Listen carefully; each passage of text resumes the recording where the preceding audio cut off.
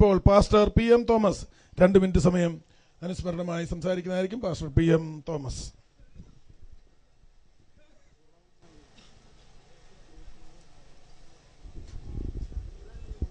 ദൈവത്തിന് സ്തോത്രം.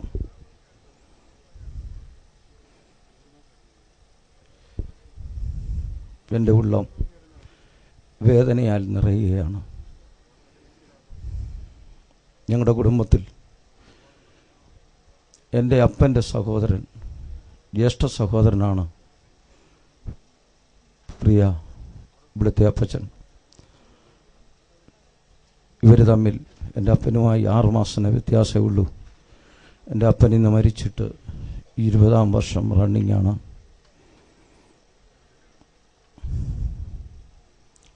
ഞങ്ങളുടെ കുടുംബത്തിൽ വിരിത്യത്ത് തുണ്ടിയിൽ കുടുംബത്തിൽ ഞങ്ങളുടെ പിതാക്കന്മാരെല്ലാവരും ദൈവത്തെ സേവിക്കുന്നവരായിരുന്നു. Praise the Lord. അതിൽ ആദ്യം വേർപെട്ട ഒരു കുടുംബമാണ് പുതാമൂട്ടിലെ കുടുംബം. സ്തോത്രം.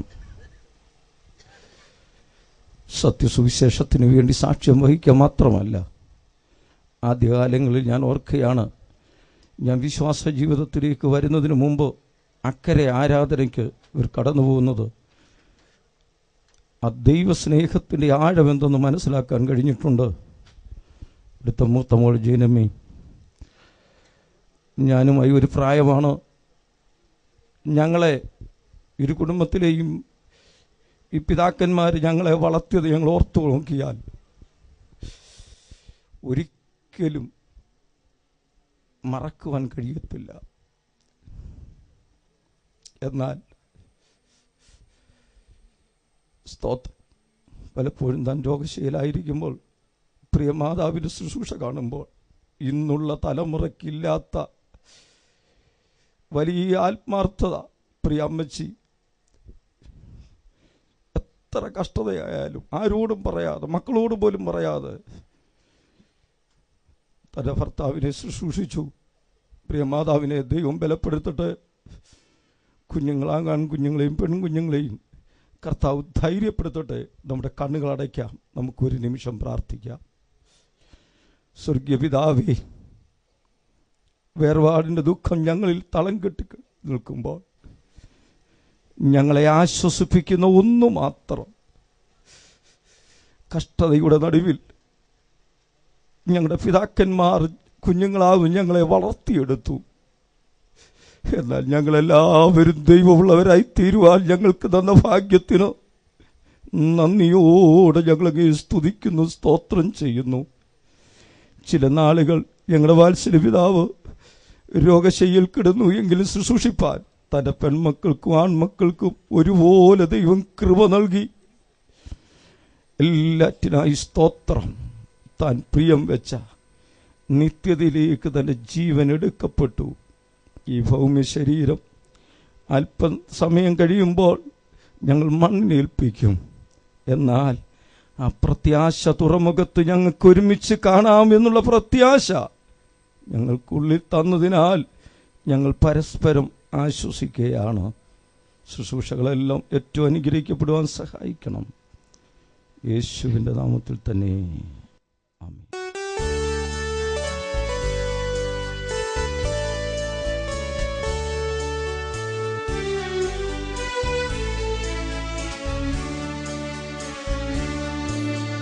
വാലകൾ പടകിൽ ആടിച്ചെന്നാ അല്ലലോരൽപവും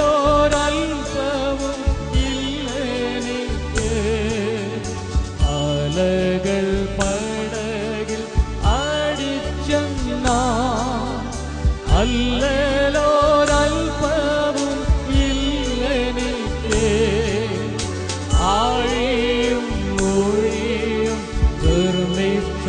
നാഥൻ അഭയമായൻ അരികിലുണ്ട്. ആഴിയും മൊഴിയും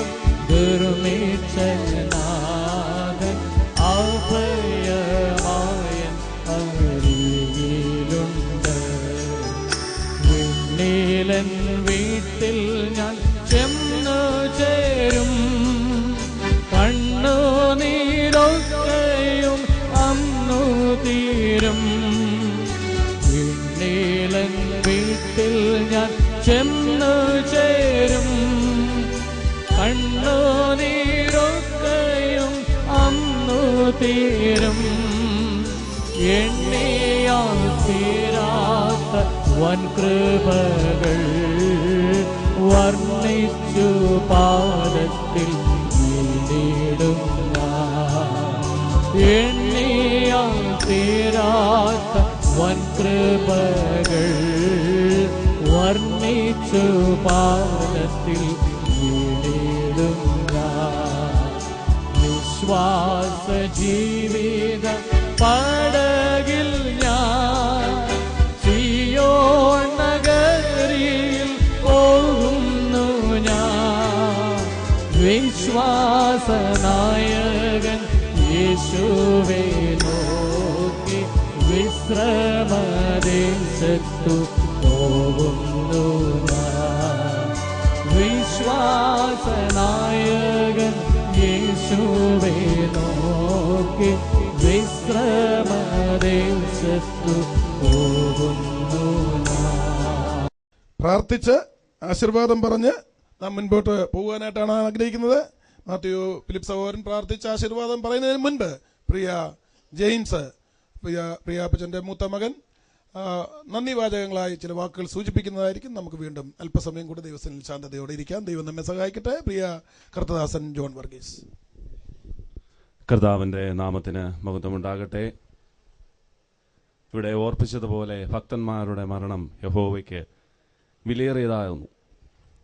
ആ നിലയിൽ വിലയേറിയ അനുഗ്രഹിക്കപ്പെട്ട ഒരവസ്ഥയിലേക്ക് ഈ പിതാവ് പോയിരിക്കുന്നു എന്നുള്ളതിൽ സന്തോഷിക്കുന്നു, ദൈവത്തെ മഹത്വപ്പെടുത്തുന്നു. ഭക്തിയുള്ള ഒരു ജീവിതം നയിക്കുവാൻ ഈ പിതാവിന് ഇടയായി. ആ നിലയിൽ കുഞ്ഞുങ്ങളെ വളർത്തുവാൻ, കൊച്ചുമക്കളെ വളർത്തുവാനൊക്കെ വേണ്ടുന്ന പ്രാപ്തി ദൈവം കൊടുത്തു. നമുക്കൊക്കെ മാതൃകയാക്കുവാൻ പറ്റുന്ന അനുഗ്രഹിക്കപ്പെട്ട ഒരു വിഷയം തന്നെയാണത്. നമ്മളും വരുന്ന നാളുകളിൽ ഭക്തിയുള്ള ജീവിതം നയിക്കുവാൻ കർത്താവ് നമ്മെ സഹായിക്കട്ടെ. നമുക്കറിയാവുന്നതുപോലെ ഭക്തി എന്ന് പറയുമ്പോൾ പലരും ചിന്തിക്കുന്നത് മതഭക്തി, പള്ളിഭക്തി, സ്തോത്രകാഴ്ചകൾ ഇവയല്ല ഭക്തി. യഥാർത്ഥ ഒരു ഭക്തൻ എന്ന് പറയുന്നത് കർത്താവായ യേശുക്രിസ്തുവിനെ അറിഞ്ഞ് വിശ്വസിച്ച് അവന്റെ മകളായി ജീവിക്കുന്നവരാണ്. അങ്ങനെയുള്ളവർക്ക് മാത്രമേ സ്വർഗത്തിലേക്ക് പ്രവേശനമുള്ളൂ എന്ന് വളരെ വ്യക്തമായി നമുക്ക് ഈ പകൽവേളകളിൽ ദൈവത്തിന്റെ ആത്മാവിലൂടെ ദൈവം അറിയിച്ചു കഴിഞ്ഞു. ആ നിലയിൽ ഈ പിതാവ് ഇന്ന് കർത്താവിന്റെ സന്നിധിയിൽ വിശ്രമിക്കുന്നു. മക്കൾക്കൊക്കെ ദുഃഖമുണ്ടെങ്കിലും പ്രത്യാശ കൊണ്ട് അവർ വളരെ സന്തോഷത്തോടെ ആയിരിക്കുന്നു. നമ്മൾ ഓർത്തതുപോലെ നമ്മുടെ പിതാവിനെ നമുക്ക് കാണാം. നമ്മളെ വിട്ടുകടന്നുപോയ ക്രിസ്തുവിൽ മരിച്ചവരെ ഒരു നാൾ കാണാം. കർത്താവിന്റെ വരവെങ്കിൽ നമുക്ക് കാണാമെന്നുള്ള ആ വലിയ പ്രത്യാശയോടുകൂടെ, സമാധാനത്തോടുകൂടെ നമുക്ക് പിതാവിന് യാത്രയയപ്പ് നൽകാം. കർത്താവ് ആ നിലയെ സഹായിക്കട്ടെ. ദുഃഖത്തിലായിരിക്കുന്ന എല്ലാ കുടുംബാംഗങ്ങളെയും കർത്താവ് ആശ്വസിപ്പിക്കട്ടെ എന്ന് ആത്മാർത്ഥമായി പ്രാർത്ഥിച്ചുകൊണ്ട് ഞാൻ മുൻകാലങ്ങളിൽ ഷാർജ ഭരണ അസംബ്ലിയിലായിരുന്നു. അവിടുത്തെ ഒരു മുൻകാല അംഗമെന്ന നിലയിൽ ഞാൻ എൻ്റെ വ്യക്തിപരമായ കുടുംബമായ ദുഃഖം ഈ സമയത്ത് രേഖപ്പെടുത്തുന്നു. കർത്താവ് നമ്മെ ഓരോരുത്തരെയും അനുഗ്രഹിക്കുമാറാകട്ടെ. പ്രിയ സണ്ണി പുഞ്ചമണ്ണിൽ 2 മിനിറ്റ് സമയം ഇപ്പോൾ എടുക്കുന്നതായിരിക്കും. പ്രിയ സണ്ണി പുഞ്ചമണ്ണിൽ.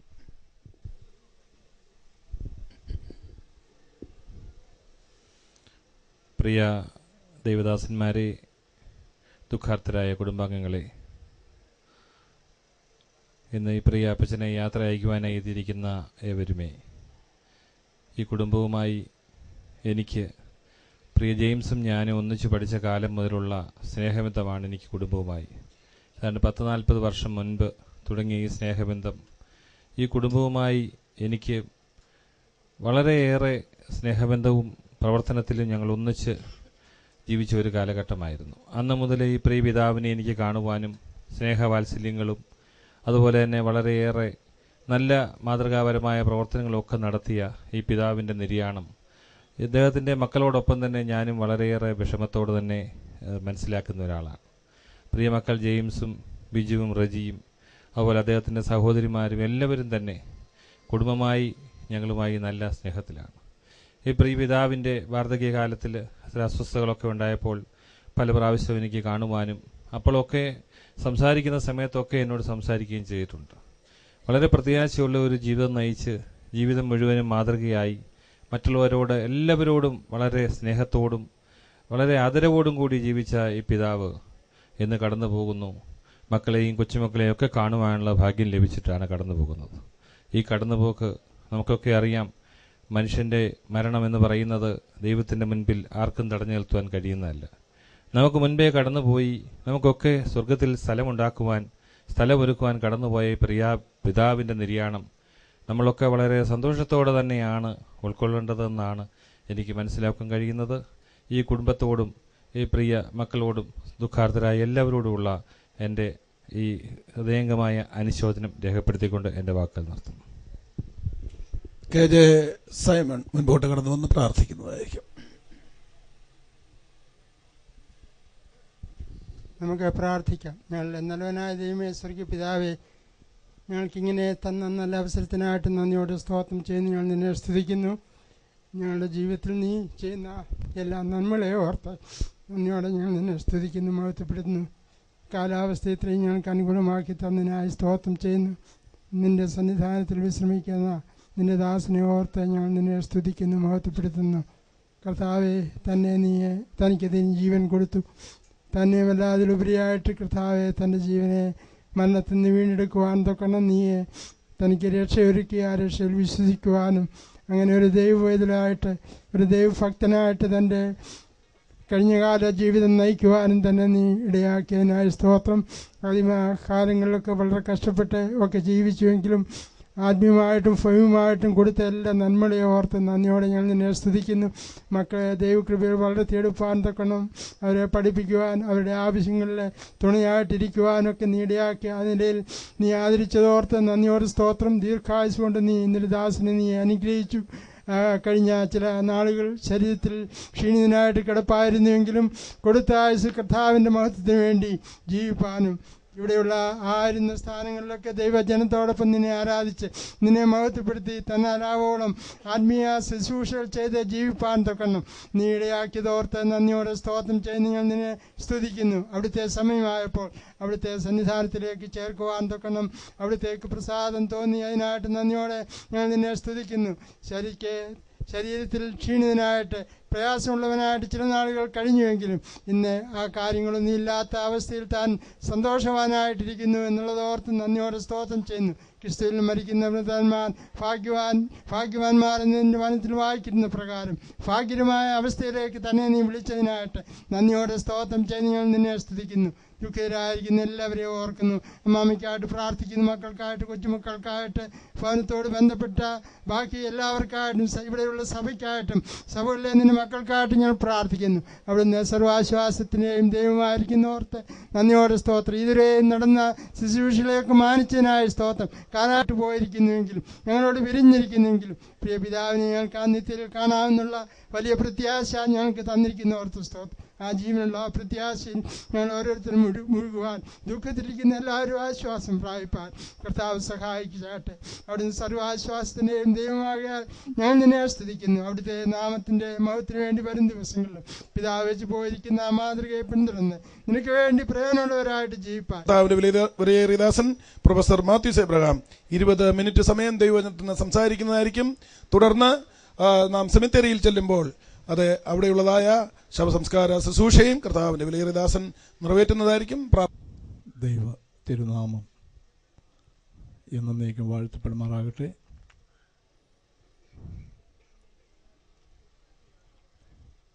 ദുഃഖം തളം കെട്ടി നിൽക്കുന്ന ഈ അന്തരീക്ഷത്തിൽ കുടുംബാംഗങ്ങളോട് ഹൃദയംഗമായ ദുഃഖം പങ്കിടുക, അപ്പോൾ തന്നെ വലിയ പ്രത്യാശ നമുക്കുള്ളതുകൊണ്ട് വീണ്ടും കാണാം എന്നുള്ള ശുഭപ്രതീക്ഷയോടെ തുടർന്നുള്ള ശുശ്രൂഷകൾ നമുക്ക് പൂർത്തീകരിക്കാം.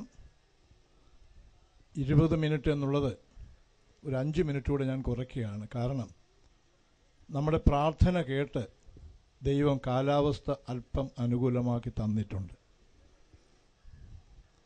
വചനം തുറക്കുന്നതിന് മുമ്പ് ഒരു കാര്യം ചോദിക്കട്ടെ. മഴ മാറണം എന്ന് പ്രാർത്ഥിച്ച എത്ര പേരിവിടെ ഉണ്ട്? അവർ മാത്രം ദൈവത്തെ സ്തുതിച്ചാട്ടെ. ഹല്ലേലൂയ. അപ്പം നമ്മൾ പ്രാർത്ഥിച്ച ദൈവം കേൾക്കും. അതിൻ്റെ പ്രത്യക്ഷമായ തെളിവ് ആരംഭത്തിൽ നമ്മൾ ഭയന്നു പോയ മഴയുടെ തുള്ളികളൊക്കെ ഒഴിഞ്ഞ് പ്രിയ പിതാവിന് വളരെ അനുകൂലമായ നിലയിലുള്ള ഒരു യാത്രയപ്പ് നൽകുവാൻ കർത്താവ് തന്നെ അന്തരീക്ഷം ഒരുക്കി തന്നിട്ടുണ്ട്. ആ നല്ല അന്തരീക്ഷത്തെ ദീർഘമായ പ്രസംഗം കൊണ്ട് വികലമാക്കുവാൻ ഞാൻ ആഗ്രഹിക്കുന്നില്ല. പക്ഷേ ആവശ്യമായി അറിഞ്ഞിരിക്കേണ്ടുന്ന ചില ചിന്തകൾ ഇത്തരുണത്തിൽ പറയേണ്ടതായിട്ടുണ്ട്. അത് പറഞ്ഞ് വളരെ വേഗം എൻ്റെ വാക്കുകളെ അവസാനിപ്പിക്കാൻ ആഗ്രഹിക്കുന്നു. ഇവിടെ ഇരിക്കുന്ന പ്രിയപ്പെട്ടവരിൽ ഏറിയ പങ്കും യേശു കർത്താവിനെ കർത്താവിന് രക്ഷിതാവുമായി അംഗീകരിച്ച് അവൻ്റെ വരവിനായി കാത്തിരിക്കുന്നവരാണ് എന്നെനിക്കറിയാം. അവരോടും ഇതുവരെയും യേശു കർത്താവിനെ ജീവിതത്തിൽ കണ്ടുമുട്ടുവാൻ കഴിയാതെ പോയവരോടും ദൈവത്തിൻ്റെ വചനത്തിൽ നിന്ന് ചില കാര്യങ്ങൾ ചൂണ്ടിക്കാണിച്ച്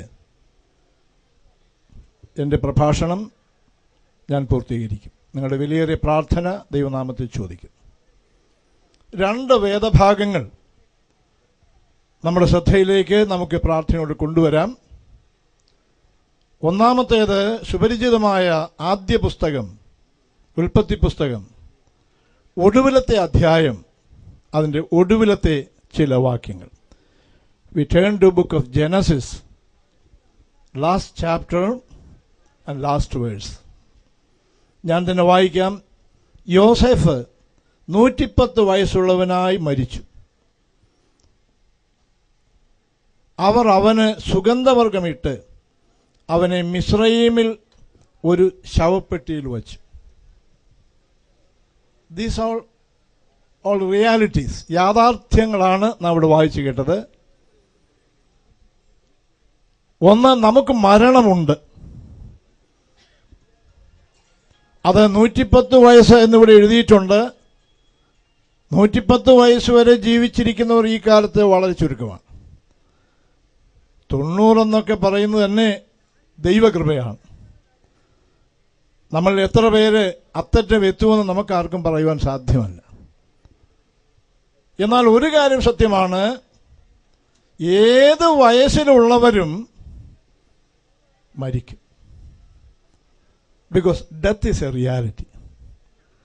അത് വിശ്വാസികൾക്ക് മാത്രമല്ല, ഈ ശബ്ദപരിധിക്കുള്ളിൽ ഞങ്ങളെ കേൾക്കുന്ന എല്ലാവരോടും ദൈവം പറയുന്നതാണ്, ഞാനും നിങ്ങളും മരിക്കും. അതിൻ്റെ കാരണം എന്താണെന്ന് അറിയാമോ? നമ്മൾ ജനിച്ചുപോയി, അതുകൊണ്ടാണ്. അപ്പൊ ജനിക്കുന്നവർക്ക് മരണമുണ്ട്. അതെങ്ങനെ ഉണ്ടായി എന്ന് വിശദമായി പറയുന്ന പുസ്തകമാണ് ഞങ്ങളുടെ കരങ്ങളിൽ ഏന്തിയിരിക്കുന്ന വിശുദ്ധ വേദ പുസ്തകം. പാപം കൊണ്ടാണ് മരണമുണ്ടായത് എന്ന് ഈ പുസ്തകം അസന്നിഗ്ധമായി പ്രഖ്യാപിക്കും. ആ മരണം ലോകത്തെ മുഴുവൻ ഗ്രസിച്ചിട്ടുണ്ട്. ഏത് മാനവരാശിയിൽ ജനിച്ച വ്യക്തി ആയിരുന്നാലും ശരി, ഏത് കുലത്തിൽ ജനിച്ചവരായിരുന്നാലും ശരി, ഏത് മതത്തിൽ വിശ്വസിക്കുന്നവരായിരുന്നാലും ശരി, ഒരു കാര്യം വളരെ സത്യസന്ധമാണ്, ജനിച്ചാൽ മരിക്കും. ഞാനൊരു ചെറിയ ചോദ്യം ചോദിക്കട്ടെ. മരണത്തെക്കുറിച്ച് നാം ഈ നാളിൽ ചിന്തിക്കാറുണ്ടോ? വളരെ അപൂർവമാണ്. എല്ലാവരും ജീവിക്കുന്നതിനെ കുറിച്ചാണ് ചിന്തിക്കുന്നത്. അടുത്ത നിമിഷം എന്ത്? ഈ സംസാരിക്കുന്ന ഞാൻ പോലും ശുശ്രൂഷകളൊക്കെ അവസാനിപ്പിച്ച് വേഗം വീട്ടിൽ ചെല്ലണമെന്ന് ആഗ്രഹിക്കുന്ന ആളാണ്. കാരണം എന്നെ നോക്കി ഒരു സാധു സ്ത്രീ അവിടെ ഇരിക്കുന്നുണ്ട്. തനിയെ കിടക്കയിൽ നിന്ന് എഴുന്നേറ്റ് പോകാൻ നിവൃത്തിയില്ല. ഭർത്താവ് അടുത്ത് എന്നെങ്കിൽ മാത്രമേ പ്രാഥമിക ആവശ്യങ്ങൾ പോലും നിർവഹിക്കാൻ സാധിക്കുകയുള്ളൂ. മറ്റൊരാൾ അങ്ങനെ ഒരു കാര്യത്തിൽ സഹായിക്കുന്നത് പ്രിയപ്പെട്ടവർക്ക് ഇഷ്ടമല്ല. അപ്പോൾ ഇത് കഴിഞ്ഞ് ഓടി എനിക്ക് അവിടെ ചെല്ലണം, എൻ്റെ ആഗ്രഹം അതാണ്. അപ്പം നമുക്കെല്ലാവർക്കും വ്യത്യസ്തമായ ആഗ്രഹങ്ങളുണ്ട്. അടുത്ത നിമിഷം എന്തു ചെയ്യണമെന്ന് ആഗ്രഹിച്ചുകൊണ്ട് നമ്മളിരിക്കുന്നു. അപ്പോൾ തന്നെ ഒരു യാഥാർത്ഥ്യം നമ്മുടെ നേരെ വിരൽ ചൂണ്ടി ദൈവത്തിൻ്റെ വചനം പറയുകയാണ്, ഓ മാൻ യു വിൽ ഡൈ. നമ്മൾ മരിക്കും. മരിച്ചു കഴിഞ്ഞാൽ പിന്നെ എന്തു ചെയ്യും? ഏറ്റവും അവസാനം എഴുതിയിട്ടുണ്ട്, ശവപ്പെട്ടിയിൽ വയ്ക്കും. എല്ലാവർക്കും നല്ല മനോഹരമായ ശവപ്പെട്ടി വേണമെന്നൊക്കെ ആഗ്രഹമുണ്ട്. ഒരിക്കൽ ഞാൻ അമേരിക്കയുടെ പ്രദേശത്ത് ജീവിതത്തിൽ ഒരിക്കലേ പോയിട്ടുള്ളൂ, ഇനി പോകാൻ ഒട്ടും ആഗ്രഹിക്കുന്നുമില്ല. അവിടെ ചെന്നപ്പോൾ ശവപ്പെട്ടി വിൽക്കുന്ന ഒരു കട കണ്ടു. ഞാൻ തുറന്നു പറയുന്നത് ക്ഷമിക്കണം, അപ്പോൾ മരിച്ചാൽ കൊള്ളാമെന്ന് എനിക്ക് തോന്നി. ഇത്ര മനോഹരമായ ശവപ്പെട്ടി ഞാൻ ലോകത്തിൽ വേറെ എങ്ങും കണ്ടിട്ടില്ല. അപ്പോൾ ഒരു ശവപ്പെട്ടി അത് എത്ര മനോഹരമായിരുന്നാലും അല്ല ഇനി മോശമായിരുന്നാലും നമുക്കെല്ലാവർക്കും ഉണ്ട്. ചിലപ്പോൾ അതിൻ്റെ പലകയൊക്കെ അറുത്ത് ആണിയൊക്കെ അടിച്ച് ഇനി അതിൻ്റെ